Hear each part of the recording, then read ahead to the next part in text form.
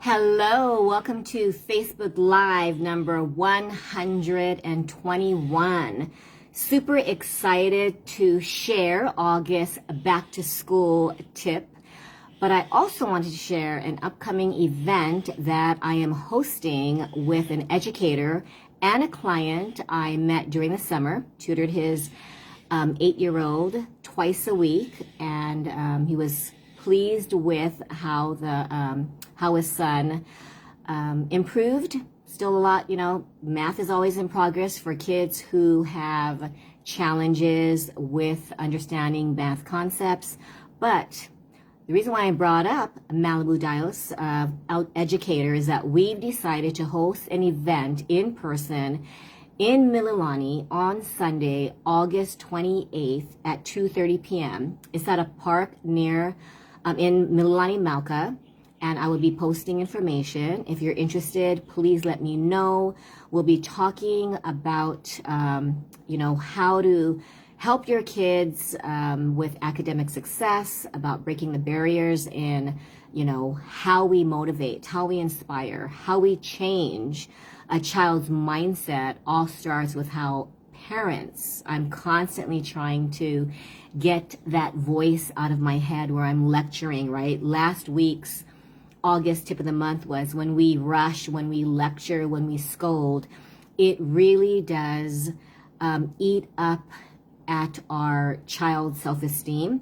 And when you think about it, it causes them stress. It lowers their confidence and it makes them resent academics. A lot of my students, I give them permission to share their worries, their fears, and ultimately they just need to know that it's going to be okay, that they've got this, and it's okay to make mistakes. That's the number one thing that a lot of my students are struggling with.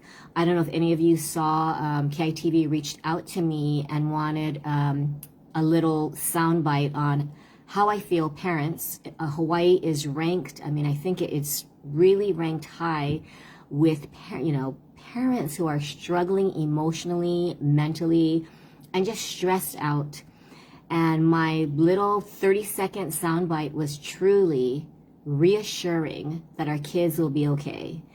Provide a safe place for them to grow, nurture them, and just support them, and know that, I keep saying this, but I'm going to emphasize that grades. Keep reminding your children that grades do not define their worth. This week's tip is all about not only just setting realistic goals. Don't tell your kids, if you get straight A's, then you'll, it's all great if they get straight A's. But if they have in their mind that they need to get straight A's, they need to, achieve the highest or meet all their goals, it just really builds up tremendous stress and overwhelm and self-doubt, because realistically, how can we think clearly and feel motivated if we're stressed about reaching the end goal?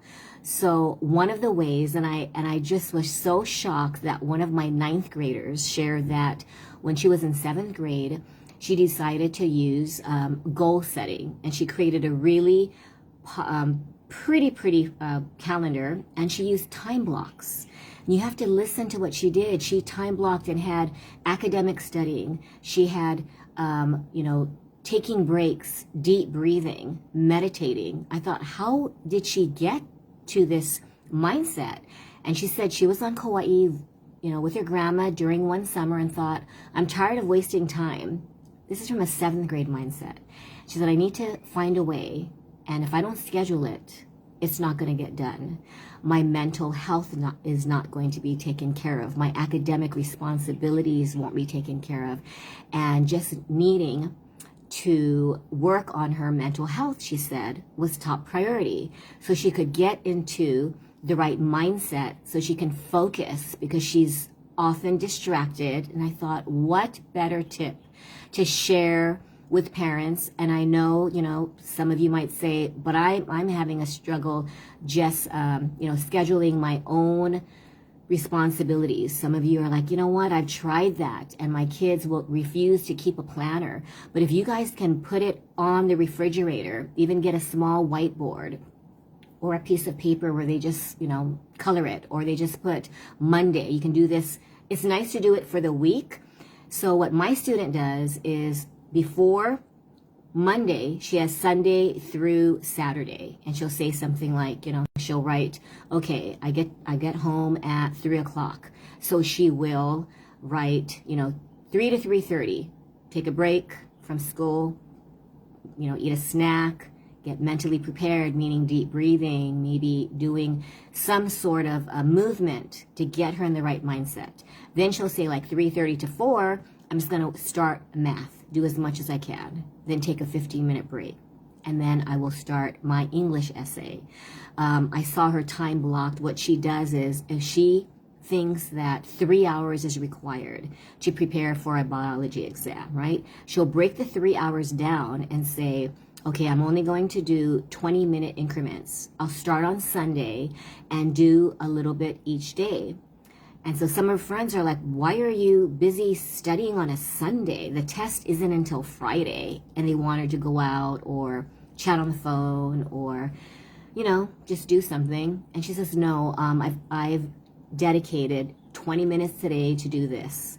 But I'm also dedicating another 20 minutes to do this. And she breaks down.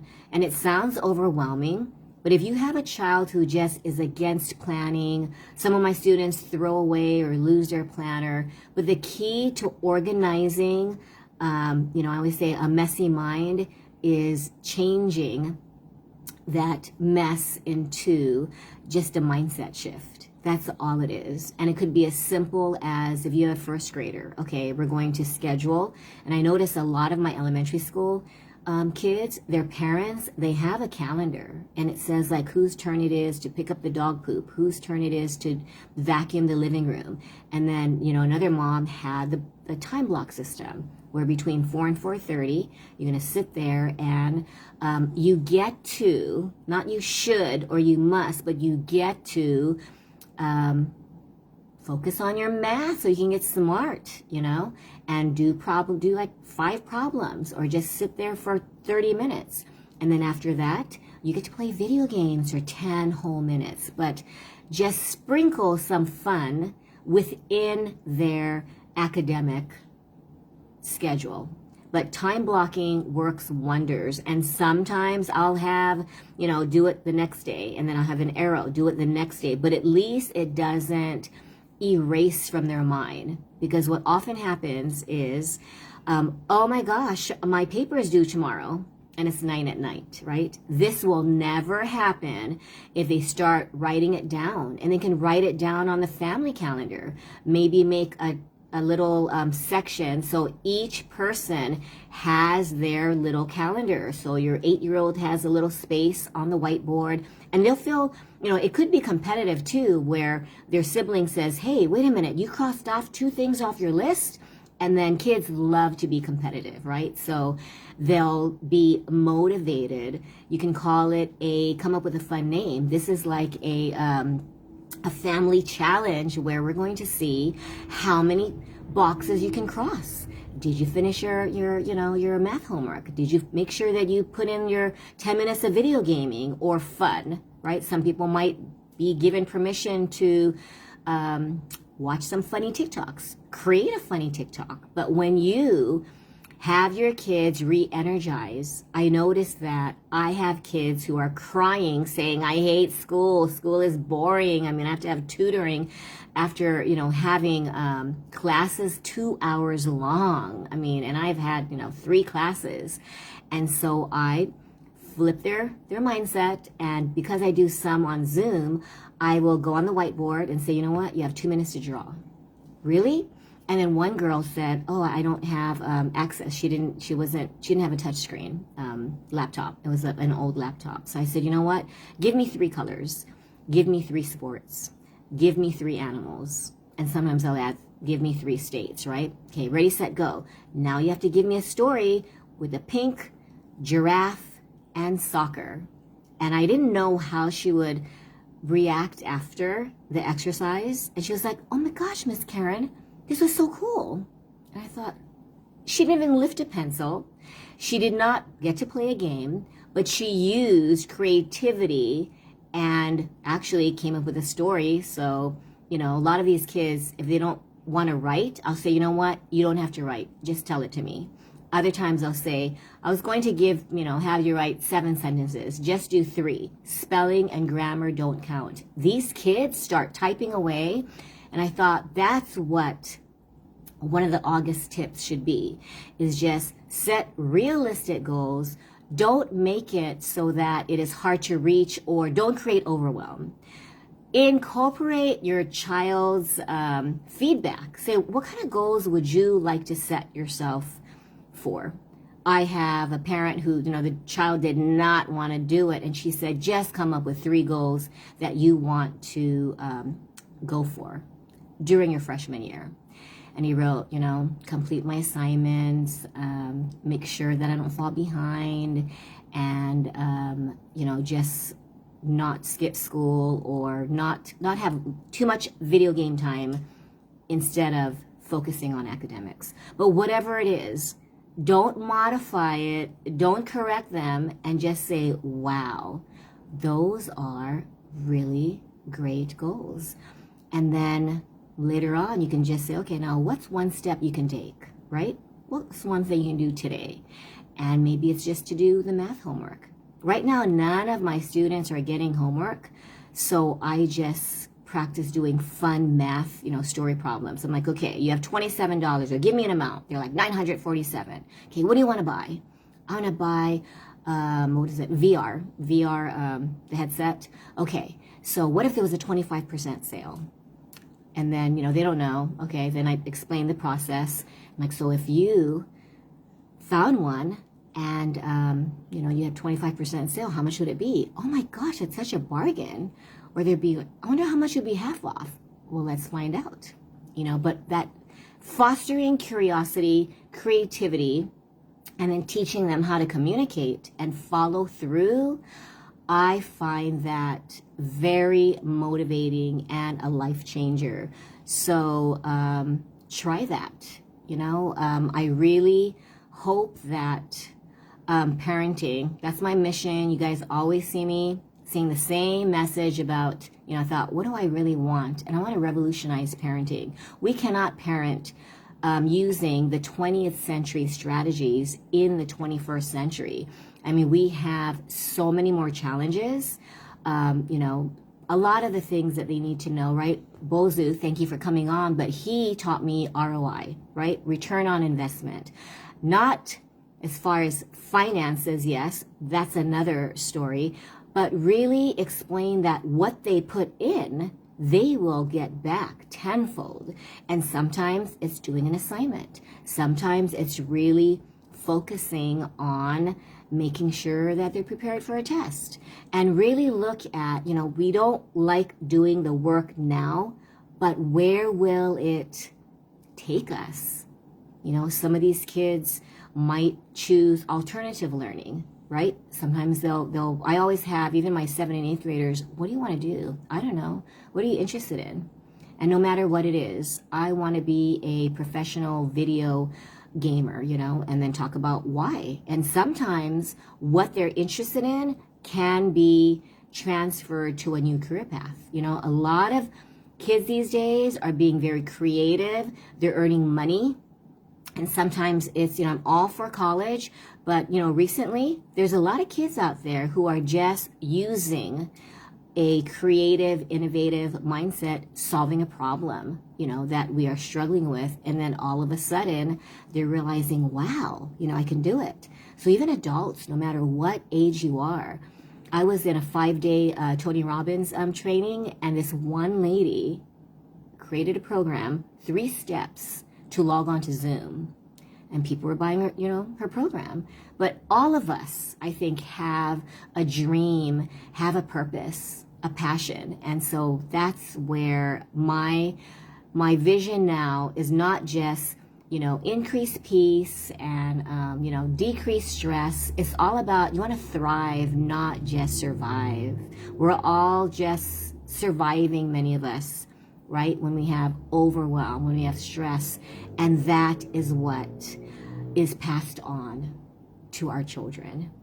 So when, a lot of people say, wow, it would be so wonderful to live in Hawaii. What we're realizing is it doesn't matter how much money you have, right? It does provide you with security. It doesn't matter, where you live. You could be living in Hawaii, and how many of us in Hawaii are stressed out? And you could be making six figures. You could be, being able to buy what you want. But what about your mental health? Is your mental health compromised because of outside stress? Maybe a lot of healing needs to be done because you are passing on your fears to your kids. So a lot of the kids that I tutor say, yeah, I don't want to fail because my mom said that, failing it's just really, really bad. Yes, Deslin Hakias, be kind to yourself and others. The one thing, I always say that, the one thing, another thing besides, I did my August tip, which is to what? Just set realistic goals, come up with that beautiful, really pretty time block schedule, but also make sure that in their schedule, they practice kindness. They practice grace whenever they mess up and turn their, mistakes into opportunities to learn. I think we really need to teach our children the gift of failure. I read so many books on the gift of failure when my daughter, who has given me permission to share, when she struggled and, ended up going from, honor roll to failing. And of course, my fear was, oh my gosh, what's going to happen? And you just think, what am I doing wrong? Can I not do something to prevent my child from failing? I invite you to change that mindset.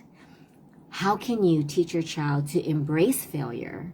To really see that if they're fearful of mistakes, they might fear taking this next step towards achieving their goal. Think about it. If they're sometimes my students share, I'm going to fail anyway. Why should I study? And then those who I help them prepare for their test, they come back. I remember years ago, it was this kid who was getting all straight Fs. And I thought, okay, I'm going to practice this mindset thing. And he was like, I've never passed a test.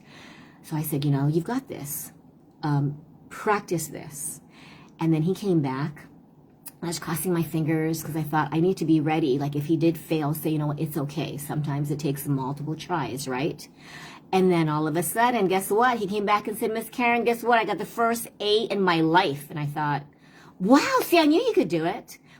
Destin reminded me, yes, you have to watch the interview that I had with Jason Lattis. So insightful, she was saying, because this is another thing that I don't think we realize that we pass on. He was mentioning, your child just is like a sponge and they take in every little thing that we say. So one thing might be, you better do this and this or you might fail. You got to start being responsible because, I don't know, you kind of like messing up lately. I know you can do it. So you just do the positive pep talk, but what they hear is, oh my gosh, what if I am irresponsible? What if I do fail? What if my parents are right? And if I don't do X, Y, Z, I'm destined for failure. And I thought, wow, how many times did I think that my daughters always say, you turn everything into a life lesson, Mom. And then Deslin gave me the secret key. Incorporate and use humor. When you get kids to laugh, it's like us, you got to see Deslin's Toastmaster speech about pigeon and how, it's just like stories about her mom, stories about her upbringing. And despite adversity, despite trauma even, despite struggling, right? Kids who laugh have a higher percentage of success because they learn to laugh at their mistakes. They learn to really know that their worth is not associated with their grades, with their achievement or productivity. Yes, Destin has a son. I've heard it live. He's a master negotiator. And you can turn that into, using humor rather than, you know what, stop that. Because negotiating is a tool that can take you far in life. So anyway, I don't mean to do a life lesson here, but I just want to let you know that, number one, really convince and build that self-confidence along with teaching them. Schools don't teach you the importance of time blocking, dedicating play, but especially, like dedicating play, relaxation with your academic goals. It is possible. All it takes is just dedicating certain time frames and just do it. And then if you don't, it's okay. You try to train yourself, because remember now, you're rewiring those neural pathways. I was telling Des, I'm certified in neuro-linguistic programming, but I am not practicing the steps. So my negative mindset kicks in. So yeah, do that. And in closing, Des many of you know her. She's just so confident. She's my confidence coach, and she is a podcaster, Healing with Aloha. You got to check that out. And she is an author. Her and I are co-authors, along with 28 powerful women.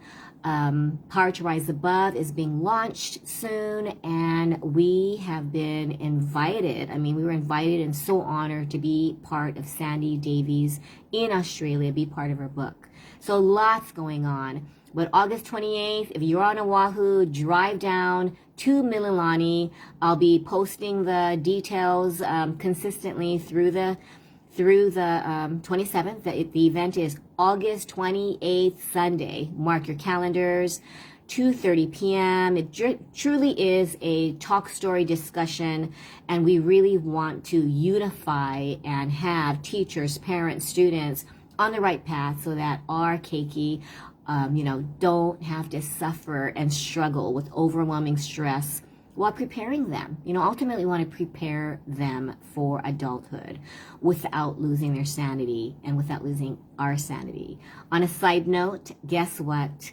Desan Hakias, Ricky LaCorte, look him up on Instagram. He is a global public speaker, won awards, international speaker from Toastmasters. He's an actor. He's a speech coach. He's someone that if you want to have your child speak with confidence and know all the tricks of the trade in public speaking, it's one of the greatest fears, right? They'll be going on interviews. They'll be, having to do speeches in their classes. Well, the three of us are heading to Southern California. The event is tentatively scheduled December 17th and 18th, but we will be talking about how to change your mindset, how to overcome grief and adversity, and really bringing the Aloha spirit to California. So if you have any relatives, friends who are in Southern Cal, we will be bringing an Aloha spirit there while changing mindsets, while teaching how to heal, and just 2 days of sharing. And, when you share your personal journey, it is so powerful. So thank you for watching. I know I talk fast. I'm really excited and hope to see you on August 28th, Sunday on Oahu. Mark your calendar for December 17th and 18th if any of you are in California. And I have decided, I was like on the fence, I am doing my second parenting summit. It's not going to be a 2-day event like last year, but it'll be a 1-day event. Ricky LaCorte will be one of the guests on my panel. It'll be Sunday, December 4th. So lots going on, and I look forward to have you message me if you have any questions regarding parenting. If you would like to be interviewed on my Letting Go with Aloha interview series, let me know, because I am here to help you share. Everyone has a story to share that will influence and impact others, no matter what struggles you have. Yes, Deslin will be my co-host for my parenting summit. And a lot of things are happening. And, we only have we are way past the halfway mark of 2022. So our December event and even August 28th, we're all wanting to heal, wanting to really overcome the adversity. The past few years, many of us felt, unsettled and really allowed our fears, all of us. We're like, what is going on? And how do we move forward? Well, now's the time. So thanks for watching, guys, and I will see you soon. Bye.